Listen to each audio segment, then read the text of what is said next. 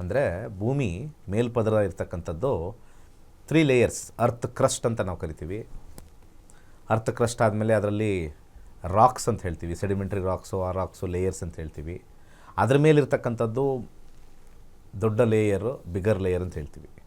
So ಈ ರೀತಿಯಾಗಿರ್ತಕ್ಕಂಥ ಒಂದು ಡಿವಿಷನ್ಸ್ ಹೆಂಗೆ ಮಾಡಿದ್ದಾರೆ, ನಾವೆಲ್ಲೇ ಕೂತ್ಕೊಂಡ್ರು, ಇವತ್ತು ಇಲ್ಲಿ ಕೂತ್ಕೊಂಡ್ರು, ಯಾರ್ಯಾರು ನೋಡ್ತಾ ಇದ್ದಾರೆ ಕೂತ್ಕೊಂಡ್ರು ಕೂಡ ಕೆಳಗಡೆ ಆ ಎನರ್ಜಿ ಇದೆ. ನೀವು ಎಲ್ಲಿ ಕೂತಿದ್ದೀರೋ ಮನೇಲಿ, ಅಲ್ಲಿಂದ ಫುಲ್ಲು ಕೆಳಗಡೆ ಪಾತಾಳಕ್ಕೆ ಹೋಗಿ ಭೂಮಿಯ ಮಧ್ಯಭಾಗಕ್ಕೆ ಹೋಗ್ತೀರ ಆ ಜಾಗದಿಂದ. ಅಂದರೆ ಆ ಜಾಗದಲ್ಲಿರ್ತಕ್ಕಂಥ ಒಂದು ಸೆಂಟ್ರಿಫ್ಯೂಗಲ್ ಫೋರ್ಸ್ ಅಂತ ನಾವೇನು ಕರಿತೀವಿ, ಆ ಸೆಂಟ್ರಿಫ್ಯೂಗಲ್ ಫೋರ್ಸಿಂದ ಭೂಮಿ ಸುತ್ತಾ ಇದೆ ಅಂದರೆ ಆ ಫೋರ್ಸು ನಿಮ್ಮ ಕೂತಿರ್ತಕ್ಕಂಥ ಜಾಗಕ್ಕೂ ಹರಡ್ತಾ ಇಲ್ವಾ? ಸ್ವಲ್ಪ ಆಲೋಚನೆ ಮಾಡಿ, ಕಾಮನಾಗಿ ಥಿಂಕ್ ಮಾಡಿ.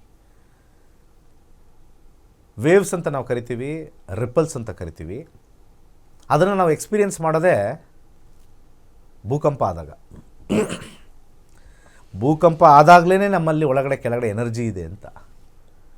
ಅಲ್ಲಲ್ಲಿ ಜಪಾನಲ್ಲಿ ಅಥವಾ ಬೇರೆ ಬೇರೆ ಕಡೆ ಎಲ್ಲ ಭೂಕಂಪ ಆಗುತ್ತಲ್ಲ, ಭೂಮಿ ಕಂಪಿಸಿತು ಅಂತ. ಇಲ್ಲಿ ನಮಗೇನೂ ಅನ್ನಿಸ್ತಾ ಇಲ್ಲ, ಏನು ಒಂಥರ ನಿಶಬ್ದವಾಗಿದೆ, ಭೂಮಿ ಸ್ಥಿತವಾಗಿದೆ ಅಂತ. ಒಳಗಡೆ ಕೆಲಸ ನಡೀತಾ ಇದೆ, ಕೆಳಗಡೆ ಭೂಮಿಯ ಕೆಳಗಡೆ ಕೆಲಸ ನಡೀತಾ ಇದೆ. ಅದು ಕೆಲವೊಂದು ಸತಿ ಅದು ಫ್ರಿಕ್ಷನ್ಸ್ ಆದಾಗ, ಟೆಕ್ಟಾನಿಕ್ ಪ್ಲೇಟ್ಸು ಸ್ವಲ್ಪ ಮೂವ್ ಆದಾಗ, ಆ ಎನರ್ಜಿಯಿಂದ, ಸುತ್ತಾ ಇರೋ ಎನರ್ಜಿಯಿಂದ ಟೆಕ್ಟಾನಿಕ್ ಪ್ಲೇಟ್ಸ್ ಮೂವ್ ಆದಾಗ ಸ್ವಲ್ಪ ಮೇಲ್ಗಡೆ ಶೇಕ್ ಆಗುತ್ತೆ. ಅಂದರೆ ಒಳಗಡೆ ಒಂದು ಎನರ್ಜಿ ವರ್ಕ್ ಆಗ್ತಾ ಇಲ್ವಾ, ಒಂದು ಶಕ್ತಿ ಓಡ್ತಾ ಇಲ್ವಾ? ಆ ಶಕ್ತಿ ಓಡಿದ್ರೆ ಮೇಲ್ಗಡೆ ಪದರಕ್ಕೆ ಶಕ್ತಿ ಬರಲ್ವಾ?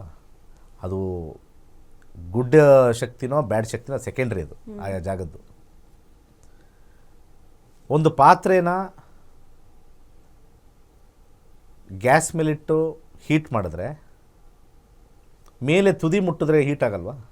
ದೊಡ್ಡ ಪಾತ್ರೆ ಇಡಿ, ಮೇಲೆ ತುದಿ ಮುಟ್ಟಿ, ಅಂದರೆ the heat has transferred inside that. Very simple science ಹೇಳ್ತಾ ಇದ್ದೀನಿ. ಹಾಗಿದ್ರೆ ಭೂಮಿ ಮಧ್ಯದಲ್ಲಿರ್ತಕ್ಕಂಥ ಕಂಪನಾಂಕಗಳು ಏನು ನಡೀತಾ ಇದೆ, ಸುತ್ತಾ ಇದೆ, ಆ ಎನರ್ಜೀಸ್ ಮೇಲೆ ಬರಲ್ವಾ? ಆ ಎನರ್ಜೀಸ್ನ ನಾವು ಸರಿಯಾಗಿ ನಮ್ಮ ಭೂಮಿಗೆ ಒಂದು ಸ್ಥಿತವಾಗಿ ಡಿಗ್ರಿ ವೈಸ್ನ ನಾವು ಅಲೈನ್ ಮಾಡ್ಕೊಳ್ಳೋದೇ ವಾಸ್ತು. ಒಂದು ವೆರಿ ಸಿಂಪಲ್, ಬಸ್ ಹಿಂಗೆ ಹೋಗ್ತಾ ಇರುತ್ತೆ, ನೀವು ಉಲ್ಟಾ ಕೂತ್ಕೊಳ್ಳಿ.